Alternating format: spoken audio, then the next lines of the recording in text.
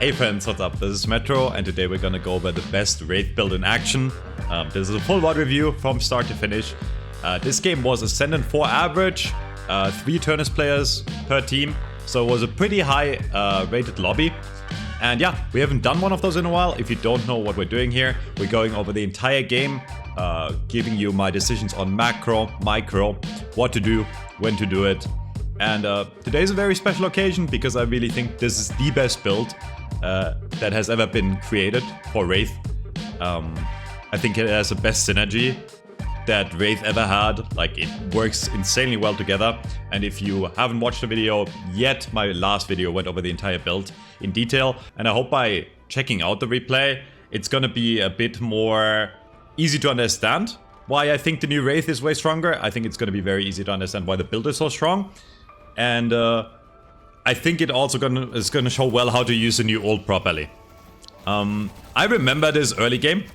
I will just give you a heads up. This guy was hard feeding this game, okay? This 7. But this game, spoilers, is actually gonna end up being a very, very close game. I think he was just kind of trolling in lane, and then he actually brought it back and was doing better than most of my team. So, not to spoil much of anything, but this game is gonna end up being very much me trying to lift a lot of my teammates that are lower net worth than me, and the enemy being around even in net worth. So this is, I think, a very good example of how to hard carry a game, and how the new build works. Laning, since the last video I've done, hasn't really changed much, other than the fact that denying gives you less money now, right? Denying is worth only 30% of the total soul worth. So most people, including myself, have changed the playstyle in lane to be more aggressive. What does that mean? I focus less on denying enemy souls and focus less on last hitting my souls when I realize I can get more damage onto the enemy. Now, don't take this as never deny your own souls or never secure your own souls or deny the enemy. It's still worth it if you have nothing better to do. But in a lot of situations, you have to make the choice between denying and putting pressure and damage on the enemy hero, right? And in practice, in the current meta, I think it works out way better for you if you just put a lot of pressure on the enemy. And as you can see, right there, I didn't really focus on the creeps at all, but we are winning this lane really, really hard. While on other lanes, my team is losing the lanes really hard. So it's still a very even game, even though the 7 is actually running it down and is going to keep on running it down for quite a while longer. But I guess this is a good place to start explaining the build in lane. We go for Hollow Point Ward first if we are high HP, because Hollow Point Ward just adds more damage to everything we use, right? It gives you spirit power and it gives you more weapon damage. So I like running this item first now. This 7 is lost and died. But yeah, we're putting a lot of pressure on the enemy. In this game, I actually took a lot of damage in the trade against the 7 on level 1. So I went for extra regen first. You can also go healing right if you want to.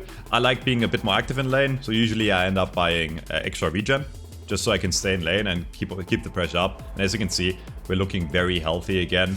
We push the lane as usual, and then I try to go for more kills. The new infuser is really good. It lasts for 8 seconds now, so it's really insane. That was a really easy kill for me. What do we have to worry about in lane? Obviously, on a duo lane, we can always get ganked by other lanes, right? So you want to be mindful of other people rotating over to your lane. But in this game, we actually end up killing the enemy tower very, very quick. I think this tower is going to go down very soon. So we can be the ones putting pressure on the enemy. And we can do this in multiple ways, right? We can put pressure on the enemy by ganking other lanes and making my teammates win the other lanes as well. But we also can put pressure on the enemy by pushing out our lane and stealing their jungle, for example, right? That's gonna make it so we do we steal a lot of the economy of the enemy. The new ult, TLDR, in the laning stage is actually weaker. The reason it's weaker is it doesn't keep the enemy in place for a whole 2 seconds, right, anymore. But it is easier to get out because it travels way faster and the casting time is faster. So you can still get kills with it quite easily, but just not as strong in lane anymore. And yes, I think this is going to be the last time that 7 dies here. And while he has 1,800 right now, he was like supposedly a macro god because he somehow came back and got my team like an insane amount of money. I don't know, they just paused to yap here. So we took the tower, and now I'm just pressuring out the enemy in lane. I think at this point, the 7 was just kind of upset. I don't know if I can catch him again here. I think he dies again here, yeah. But again, the reason I picked this game is not a game where I'm like, oh my god, I'm so far ahead and, you know, like, because the 7 fed me, I'm gonna solo kill everyone. If you look at our other lanes, we're actually kind of losing those lanes, / we're kind of even, and my team is gonna make a lot of bad choices this game that is gonna make this game overall very, very close, actually. So here, yeah, I rotate over. After we kill our lane, I realized the Yamato was so far forward, so we get a kill for our Paradox, which obviously, like, you know, my Paradox was actually losing until then, or was going kind of even. So I just make sure, or I try to make, yeah, I try to make plays on other lanes, just so, you know, we can win those lanes as well. And the second tower goes down, which opens the map up, like, you know, really in a major way for our team. So now the entire right side, basically, we have control, right? And the way you have to think about towers going down, on the side where the towers are down, you are usually pretty safe still, because you can fall back to your tower and live, whereas the enemy can't really move up that far, right? If they move up too far, you can end up punishing them. And here, I decide to go for a creep camp. Probably the wrong choice, to be honest, because right now, as you can see, our creep wave is pushing back in, and we're at 7 minutes, so it's actually good to soul share here. And I think I get more, like, most creeps here, because I'm in the range of my haze, so we still get most of those creeps. But it's probably, I always say this, when there's creeps on the lane, it's always worth more killing the lane creeps than jungle camps. And a lot of people still don't understand this. For a lot of you guys, this might seem very simple. I try to go for a kill here, but he gets away because he runs, so that's fine. But a lot of you guys don't seem to understand this. 4 creeps in a wave early on are worth 400, right? Whereas a normal creep camp, even a tier 2, is worth less, right? A tier 2 gives what, 75 per creep, so that's quick math, that's like 225 gold, right? So you might think killing a tier 2 camp is as worth much as a wave. No, it's worth less, and it's gonna take you longer to kill those, and you're losing map control, right? Because your creep wave is not pushing into the enemy. So you only really want to jungle when there's no creeps pushing in anywhere. And here I go for the enemy jungle because I had some time, and I didn't think that the enemy would push in, but the 7 overcommits, and I think he ends up dying for it, so this is still really good. Now we're at 8 minutes, which is actually a key point in the game. At 8 minutes, soul sharing is only 60%. So at this point, you actually do kind of want to avoid being with another person in lane, because you're wasting a lot of money, right? At 8 minutes and forward, it is more efficient for 4 people to be on lanes, and then 2 people farming the jungle, right? Because you're gaining more money as a team at that point. Animal is back for another feed, or almost. I think he actually dies here because he just doesn't back out. I don't know what he's doing. I think he thought I wasn't pushing around the corner. So yeah, at this point I'm very far ahead of the enemy, obviously. But my team is actually not, right? So we have the entire map control on the right side, as you can see, because both towers are down. So I'm trying to steal more of the enemy farm, right? Like, it's like I could go back, and I see a lot of people do this. They're ahead and then they farm their own jungle pretty fast, but it's actually worth way more. It's worth double, basically, farming the enemy jungle, because you're stealing all of that gold too, right? Not only are you getting the gold, you're also making the enemy lose all that gold, right? In order for them to get that gold back, they would have to farm on your side, and they don't have the map control right now, so they can't do it. I'm not going for the second save on their side, because it's just kinda unsafe if they dive me S2, right? We have Tesla at this point, and we have a bullet lifesteal. Our entire early game setup is basically ready. And here, yeah. Here, the funny thing is, this Infernus probably thought he was fine for a bit, because it was actually almost full HP when I came to lane. I'm so far ahead at this point that I can just burst him down. Let's look at that again real quick. He should have backed up at this point. He just didn't expect so much burst to come out, but, you know, with Infuser and the cards and the amount of money I have, I do a lot of damage. So now I put a tiny bit of pressure on the walker, but I don't think I will kill it here. In fact, I think I will back out as soon as I see someone come in. I'm not really in super danger of dying, but what this does is it forces the enemy to rotate, right? As you can see, like, the enemy was actually farming on the left side, but I forced them to rotate 2 people to the lane, right? And that time they take to rotate, they lose money. Well, I didn't really lose anything, right? I got damage on the walker, which is good, and I got the creep wave. And I back out to the side where I know it's safe, because I know I have a teammate here, right? And I hear the cloak bug they need to fix, really. I hear the shift behind me, but we're pretty safe. I actually saw in the top that the guys was half, so I knew if she was like staying too long that I could probably burst her here, so I kind of show presence a tiny bit. But notice how I'm really keeping the entire right side of the map pushed to their side, right? They constantly have to go back and defend that walker, and as soon as I realize someone is too far, like that Yamato, right, I go for the kills. And here we get a kill. He's just too far forward.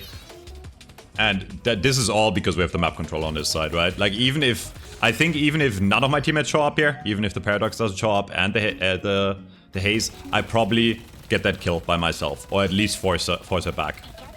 And here, I could have decided to push the walker with my team, but I was pretty sure they were going to defend. And if 2 people show up to defend, I was also pretty sure that I couldn't really get the walker in time. So, this is probably a misplay. I thought it was fine because it was also kind of ahead in money, but I could have definitely looked for a kill here. The reason I didn't really want to commit is I had 3k in the bank, right? So technically I'm not even, like, if you think about it, I'm not really far ahead of the guys and the shift, right? They're close to my money, considering I haven't spent 3k of my money. So I didn't want to risk it, so I'd rather try to help my Viscous, who was defending the walker against the 7 here, but my Paradox ends up dying for it, so probably the wrong choice, but you know, hindsight 2020. And here's our big power spike, okay? Here's our big power spike. This is like the best item in the game for Wraith right now. Again, if you want a full explanation on the build, you can go check out the last video, uploaded literally yesterday probably when you're watching this. But Surge of Power is insane, and we're maxing the 3 first, and the 3 is maxed. So now basically TLDR, we have insane damage on both Spirit and Gun, as long as we pop full auto, and we have 40% lifesteal on both bullet damage and spirit damage while we pop this. It's insane. So I know at this point I'm really strong, and I can probably kill any person in the game in a 1v1, and sorry for this camera bug. I know I'm pretty safe. I have my teleport to get out in case I need to, and I chase the Shiv. But I see the guys is here too, so I don't commit on it, right? If I committed on that, I would have probably killed the Shiv, but I would have probably ended up dying for it. And since I have the most gold in the lobby, trading 1-for-1 is almost never worth. And especially if you think of yourself as a good player, it's never worth to trade 1-for-1, right? Unless you also get something else for it, like the walker, etc. And is pretty safe under the walker. So I back out here, but I realize my Paradox is coming, so I kind of baited her in, and she died really, really fast, right? And at this point, we can push the walker. My full auto is still active, by the way, even though I just used it 10 seconds ago. It's still active. So I go for the insta-lift. And notice how this guy didn't even react. Like, he would have probably been... I don't know if he ends up dying here, but the new lift is so fast that it's actually quite hard for the enemy to react in time. It is a very fast cast time, and it's a very fast travel time. So if they're not completely spot on with their ult usage here, you can catch them very easily. And here, if you notice, as soon as I cast, like, it does not take long to get him here. Yeah, like, it was basically instant, right? So I know he's silenced for 3 seconds now, so I know we can get the walker safely. And here I realize the Shiv is here, so I just used the full auto button and... Yeah, notice my lifesteal here, by the way. I just want to mention this, okay? Like, notice my lifesteal here. Like, you would think this is kind of scary territory because I'm missing quite a bit HP. But as soon as I have my lifesteal on, I gain an insane amount of health back here. An insane amount of lifesteal early on. This is like basically early vampiric burst for 8 seconds. It's insane, right? Without this, I would have definitely died. But I'm completely fine. Now, I realize they're chasing her. And I might end up dying, actually, because they go very deep. And I did not think they would go this deep. Yeah, I actually end up dying because they actually committed quite hard on this. And it looked kind of safe, right, if I back out. I really thought that in this situation, I I really thought that they weren't gonna commit on me because I got the Moon Krill pretty low too. So let's play that back one more time and learn from it together. Because this is something I definitely could have avoided, right?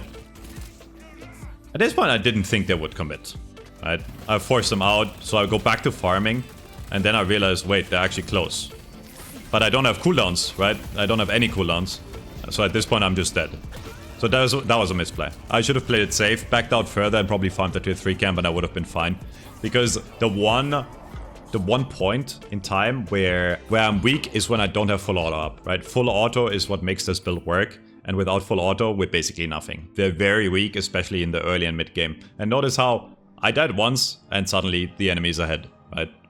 Like, we were pretty commanding for the entire game, and we're still ahead in net worth compared to everyone, but like Moon Krill is very close to me, Yamato is very close to me, and my team is actually lacking a lot of gold compared to that team. And the 7 is catching back up and is about to surpass my ace somehow. So yeah, I tried to go for a catch on the... I actually misplayed this really badly, by the way, so I would have probably gotten this kill. So I go back, right, after I'm dead, and I realize the Geist is still on the lane, and I notice that she's sticking around. So I know I can kill her 1v1. I teleport aggressively, and what I should have done here after teleport is immediately pop Infuser and Slowing Hex, then the ult, and then full auto. And if I pop Slowing Hex right away, he doesn't get as far away, and I probably kill him during the silence time of my ult, right? At this point, my ult is on level 2. So after she gets smacked down, she's silenced for 3 seconds, 3.5 actually almost, which means she can't use her swap for 3.5 seconds. And that is usually enough time if I play properly to kill her. But I didn't use Slowing Hex, I used ult immediately, so she gets very far away, right? Before she gets smacked. And then I commit with full auto, but I still don't cast Slowing Hex. And I also didn't cast Infuser, which is a double misplay, because it busts my full auto, and she can get away from me kind of easy for the 3 seconds, right? So she jukes me for a bit and life swaps me. And I actually end up dying for this, I think. Because I misplayed. Yeah. So at this point I realized, okay, we gotta slow it down a bit and actually not feed our brains out, especially if we're the kill leader. So I go back to my favorite activity, which is just clearing tier 3 camps in 1 second. I can do this very fast with this build, right? Like Tesla plus full auto is like instant kills on the tier 3 creep camps. And here I see the Moon Krill being kind of far forward. So I force my ults on him, right? And I don't remember if I end up killing him here. In fact, I don't think I am. But, you know, like, wait, I actually die. That was, holy shit. I'm actually terrible, actually. What I was gonna say is, even if I don't end up killing him here, right, at least I force his team to rotate. And what I should have done is just teleport on top right here. I was still very cocky with my gold lead at this point. And this is a very big flaw for me as a player. When I'm ahead, and I feel like I'm ahead, and I feel like I'm very powerful, which I am at this point, I play too overconfident, and I force a lot of fights where I shouldn't, right? So yeah, what do we look for at this point in mid-game on Wraith? Number 1 priority should be getting the sidewalkers that are really easy to kill. Number 2 should be punishing people that are too far forward. And then number 3 should be to get the forward camps so I get money. So I see the 7 is too far out, and the 7 is still very poor compared to me, so I know I get a free kill. But that wasn't even close. I just tanked all of it and he just died. I think the cooldowns are bugged, by the way. I think my ult was still on cooldown here for 7 seconds. I don't know why it shows on active, because my full auto is definitely also on cooldown here. But yeah, it doesn't matter. He was too far and I get the kill very easily. 1v1s, nobody can kill me, right? Wraith is back to, with this build, Wraith is back to that character that cannot lose a 1v1. Right? Every situation we had so far, I died because I overstepped into their base, or I misplayed, or I forced a 2v1, right? In a proper 1v1 scenario, I don't die. Here we are pushing the... Here we're pushing the walker. So I figured that my team would have my back. Which is another mistake of mine, I guess. Because I do get the Yamato to 1, but my team just doesn't show up. Like, my team just doesn't show up. In fact, I don't know what they were doing. Like, I think if we tornado there, we probably burst on the Moon Krill. I want to say that was my team's fault, but maybe not. Maybe it was an overcommitment.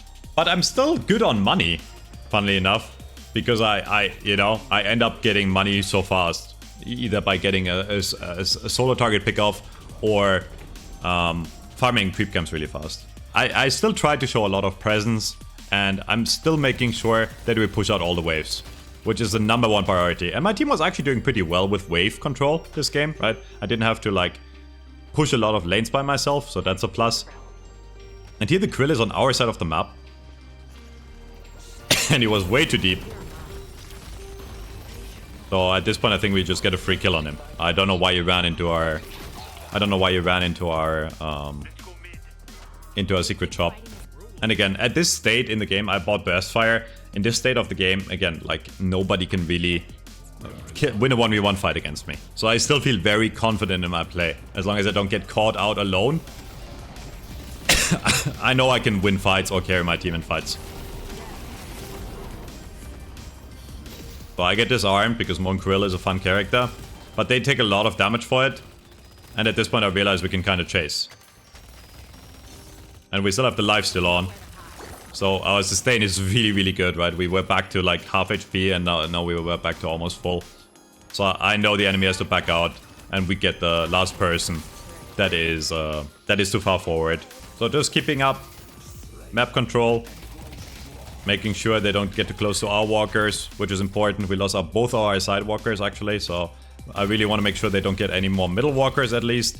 And again, I always eye the left walker because I know the side walkers. If I get in, I can kill them very fast. But here I realize my team is fighting in mid, so I show up and see what we can do.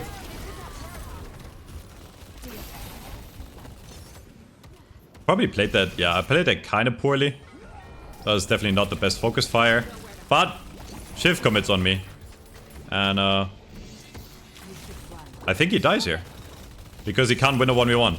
Yeah, he can't win a 1v1. And it's really funny, the ult against Shiv is actually so much better now than before.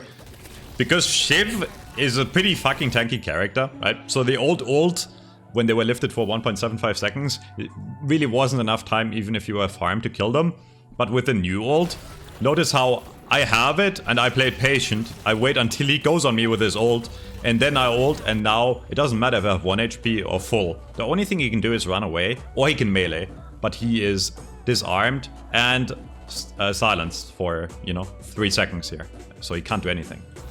So I just shoot him and he dies, Sitting duck. And notice, even though I didn't play this game perfectly, I think I had like 3 fights where I fed, right? We're still looking very good on net worth, because I make the correct rotations. They're pushing Walker here.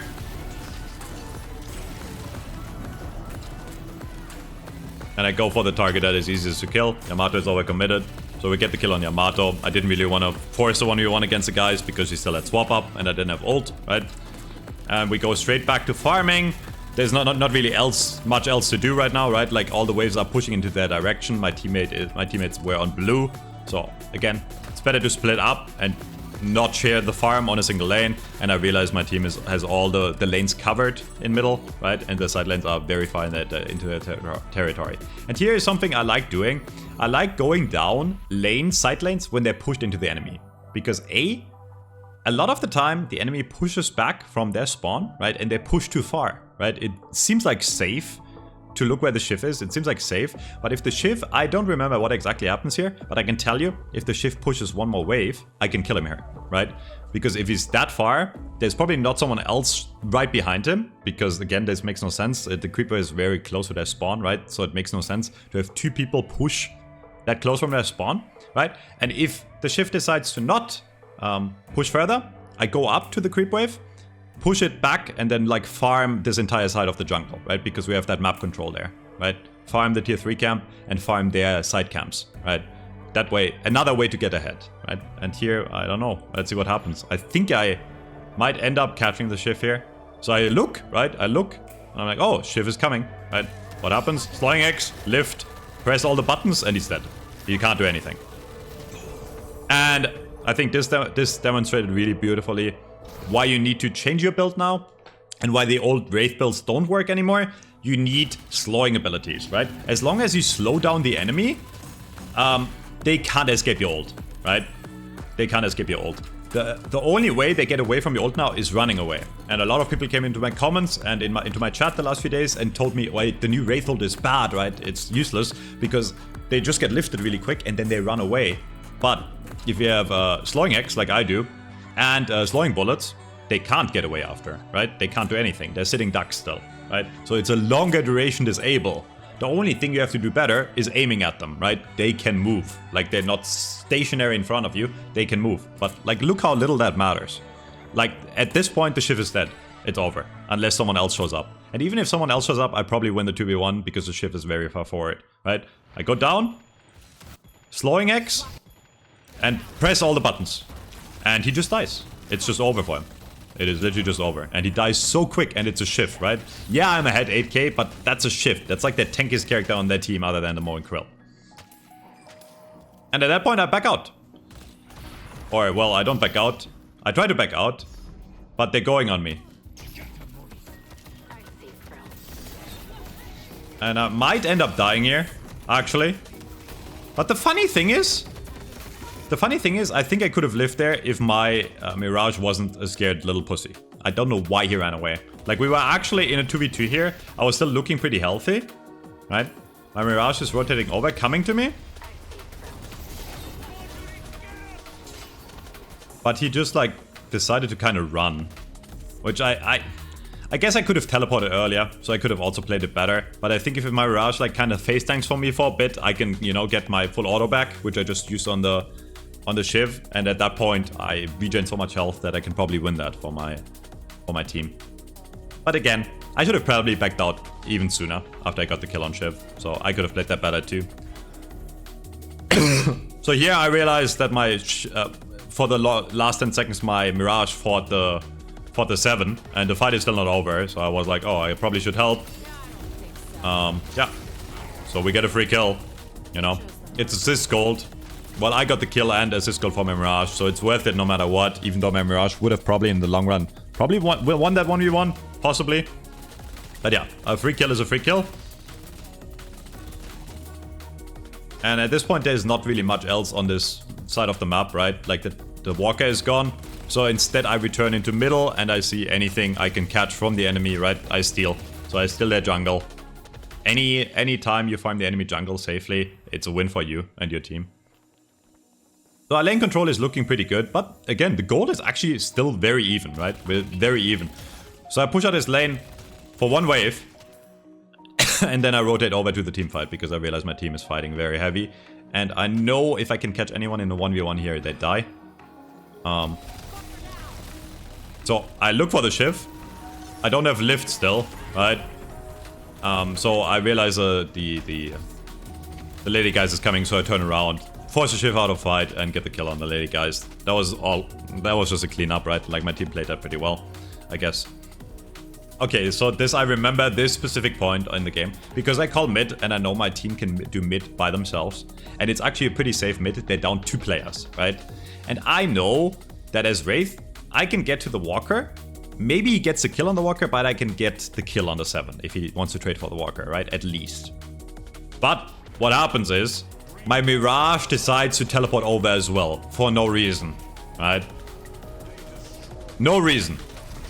This 7 was dead no matter what, right? In fact, I needed 0 help with him. He was dead no matter what. Like, I think my Mirage did like 1 damage to him. The reason this is so important is my Mirage is Tornado. So he's one of the best characters to stop mid steals, right? Because he can just Tornado through middle and then melee himself. But by my Mirage teleporting, what's gonna happen is they're actually still a mid boss. My team probably still misplayed this in mid. I didn't watch this back, so I don't know what exactly happened because we were still up people. That my Mirage had no reason to teleport there. Yeah, I mean, the enemy has the Yamato. Yeah, they get triple parried by Yamato. The funny thing is, if any of my teammates punch right away, he doesn't get that parry off. Like, by the time it was active, like, my entire team punched too late and they get, like, that was just a misplay by my entire team. It happens. It's okay. I could have also decided to just show up mid, but then the 7 would have gotten the walker for free, you know? And I didn't really want the 7 to get the walker for free. So yeah, at this point, back to even money, and they have rejuve, so they're actually ahead right now. They're actually ahead. And they also killed all walkers, right? So yeah, it's looking kind of rough, right? Like now they can actually force a fight in our base and probably have a, a decent time. That was actually really good cube by my Viscus. Forced out 2 of the enemy ults and they didn't get a kill. They commit here and run away, run into me, but I still have my teleport up, so I'm fine. So they're completely overcommitted now. So I know as soon as I regen, I can go back in and probably get a kill here. Because they used everything at this point, right? So we just burst this guy down, chase the next person. And the Yamato ends up killing me. Sad part is, three teammates, or 3 of their team were 1. And if my team chases a bit better, they should get all those kills, all of them, but we don't end up getting them. Still a good trade, and sometimes you have to die for your team, and I would have played this the same way. So it's still a fine trade, because Yamato died for me, and we're the same net worth. But my team actually kind of fucked it up, and they should have all died, in my opinion. Like, they should have 6-man wiped. Still not a great win for us, because they got a shrine for free, right? And they have rejuve, so they spawn faster. First thing, right? Fixed lanes. And again, at this point, I keep on repeating this. In a 1v1, I'm not scared, so I'm not scared to push out that far. I'm not scared to push out that far. I know I'm pretty safe, especially because I see multiple people in the middle of the enemy. I think at this point on the map, I see at least like 3-4 people, so I know I can farm here pretty safely. And yeah, I see the 7 rotate there. My team ends up dying, so I look to help. But I think at this point, I realize it's looking kind of rough for us. Maybe we can turn this around. So I come in from the side and look for any pickoffs. But I realized, I realized Mon Krill is going on me. In fact, he Phantom Strike me. So I teleport out last second to not get grabbed. He didn't actually have grab, it was on cooldown. But yeah. Got out in time. And at this point, I realized the Mon Krill is too far. I think this, again, demonstrates the strength of the build very well. We're half HP, but I know, at this point, I know we're pretty safe. I know the Infernus user is ult. I know the Mon Krill uses ult. So, it might seem that this is risky, because I'm half HP. But I have full auto on, and I have my ult. So I know if anyone touches me, I can kill them. And the Mon Krill decides to touch me. And I was 1, and now I'm back to full. And I'm still regenerating health. And I came out healthier after that fight than before. So right there I popped Infuser before full auto to make it last longer. And yeah, so this is how deceiving it can be, right? Like, the enemy is down, so this Infernus thinks he's safe because there's walkers in the front. But notice how I slowing X him and he just insta dies. Right? He was too far. Like, the damage on this character and the speed is insane. I get stunned, so I teleport out. Probably not the best to teleport right into the melee range of the walkers. But I'm just gonna chill here for a bit. The reason I'm shooting these walkers and doing nothing else is I want to regen some health. But more importantly, I'm waiting for my full auto cooldown. And now I have full auto back, so I know I can go in. Even though I'm half, I know I can go in and be pretty safe. Right? The lift wasn't the greatest because it was in Burrow, but it kind of isolated the fight. The Yamato went in on my team, but he was the only one that could go in. And now they kind of split up. Yeah. Again, same game though. We have full auto and cooldown, so I'm not hard committing. I'm actually playing it pretty safe, right? And notice as soon as we get closer to having full auto, I feel more confident to move in again. This entire gameplay loop revolves around full auto. Full auto is out, I'm probably gonna back out. I lied. I'm walking in, but then I decide... I mean, I'm looking to help my team, right? But I'm not super hard committing. I have my teleport up. And full auto is back up. Look what happens. I regen all health. And I can go in. I'm burning here, so... Kinda sus, because I'm still kinda playing low HP. So at this point, we lost 2 of our teammates, so I back out. And at this point, I just look at the map state, look at what lanes need fixing, right? Like, both side lanes are pushing in. I have 6k, so I'm probably gonna end up buying another item. At this point, I just want to be more tanky. So I buy Siphon Bullets. Because we definitely have enough damage to kill anyone in this game. But I know this enemy is pushing in, so... I'm taking position and I'm looking for kills. But, like, trying to do it kind of safely.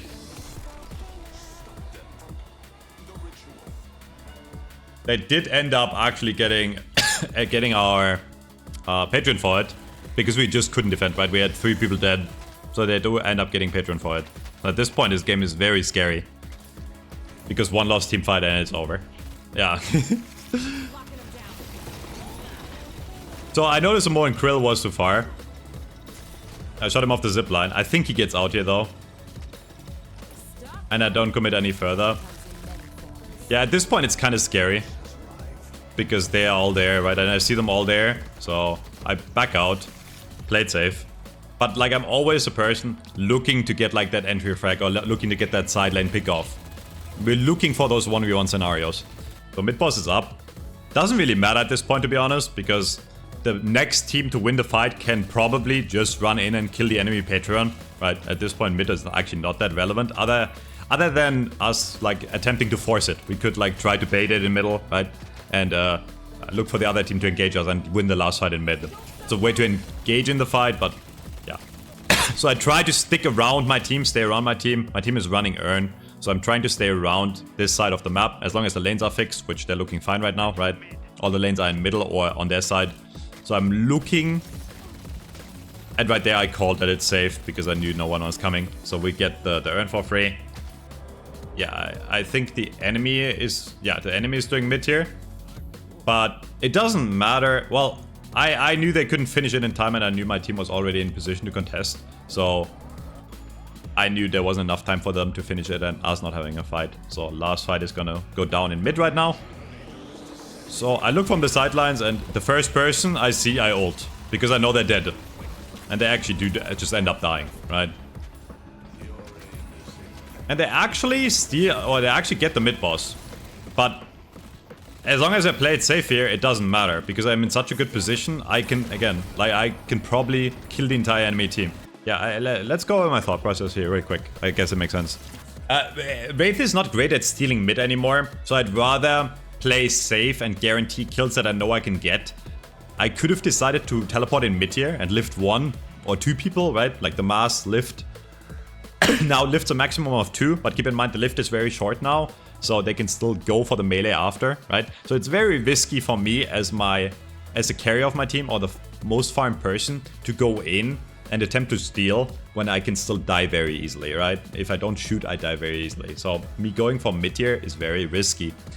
So what I do instead is I go for the kills I know I can get, right? Pop my cooldowns. I have my aim somewhat on point. Reload, play safe. Full auto is still active, right? So I go for the next kill. And again, nobody can fight me. But I know the Shiv is not going to die in time, right? I actually got him down to a half almost.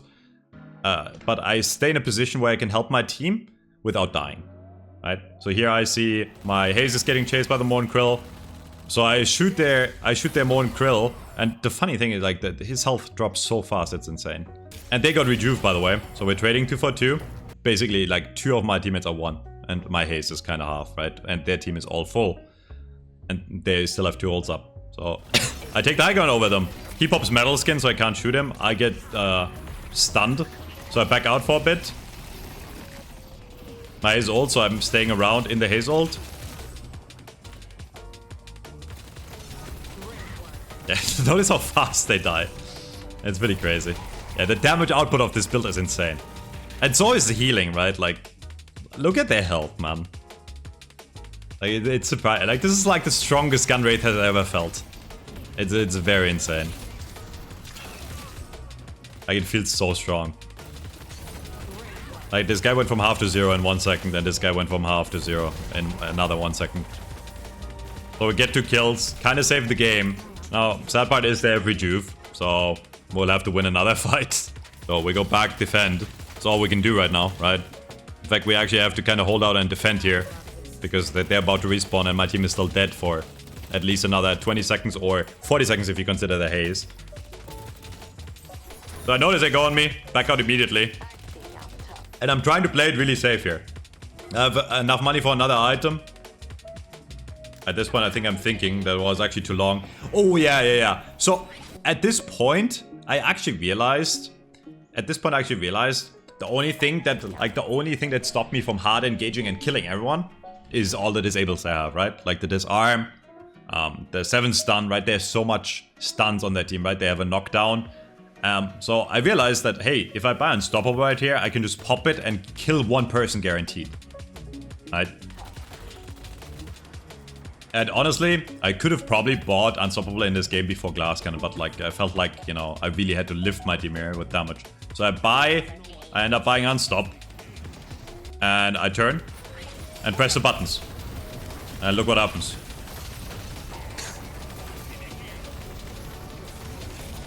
And I just focus on that one person that I know I can kill. I'm mega fast and my damage is insane. And Unstop is still on until now. And now I can just get out. So we get a free kill just because I press the Unstop button. They couldn't do anything to me because my damage output is so insane. And at this point we can chase. At this point we... I fucking love this build, man. And again, it's not like we're insanely far ahead, right? The Yamato is very close to me in net worth. And I think the game is over at this point. Tiff is trying to stall, but I don't care. Right? I don't care. I know I can just run into him and he, like, you know, that was a good swap by my Paradox. But I know he probably dies no matter what. Yeah, and he's dead. And I just focus on the Patron here. So, yeah, and that's the new ult, by the way. It's just faster. Look at how fast this guy does. This guy's at 46k. To be fair, he has a lot of spirit. And he has Divine as Kevlar, right? So if he presses ult, he's fine. But he didn't react in time because it was so fast and he just insta-dies. Look at this. And that was all my damage. So yeah, TLDR, actually pretty mid-game by me, to be honest. Like, I made a lot of mistakes, especially early on. Like, we won the lane and then I made a lot of mistakes early on. But yeah, let's look at the scorecard in case you don't realize how much damage we did. And again, this is not to jerk myself off or like, oh, look how good I am. I think this build, like, this just really shows how strong this build is. Because I didn't play insanely well, right? I made a lot of mistakes and we still ended up, like, I didn't play insane macro either. Like, it was good macro, like, I made the right choices. But it just goes to show how powerful this build is. And when have you ever seen 25k lifesteal on Wraith? And then if we look at the graphs, if you want an idea of what type of damage we're dealing, obviously cards are always going to be a bit high because you use them very early on, but like we have almost as much damage with just the spirit damage or full auto than with cards over the entire game, right? And keep in mind, the full auto damage only comes into play after you buy Surge of Power. Before that, the full auto damage is kind of low, right? So we do more damage with full auto than our crit damage, our Tesla bullets, our ult, etc. Siphon looks very weak here because it's only 3%, but it came into play pretty late. And again, Siphon is good in many ways because it just gives us more lifesteal, more sustainability. If you have any questions, let me know in the comments down below. Sorry for all the rambling. Hope that was somewhat educational. Check out the full build in the last video if you care. There's like the most fun I had on Wraith in a long time. Gun Spirit Wraith. It's a hybrid damage dealer. You shoot your gun and they die. It's insane. And you have insane lifesteal. Super fun. I guess good time to address, dude. Like a lot of Doom posters right now that are like, oh, Deadlock is dying because the player base is like diminishing. It's in early alpha still. Probably gonna be another year until this game is out. I think this game is like the best game in the world. I have a love-hate relationship. The last patch I didn't have fun at all. Like the last 2 weeks were pretty rough for me as well. It's not like I always have a great time, and I'm sorry if you had to endure that on my stream. I was bitching a lot. It's a lot better since the patch. But yeah, I think this game has insane potential, and once this game comes out, it's gonna blow up. It's insane. Favorite game ever. Alright, see you guys. Until next time. Bye-bye.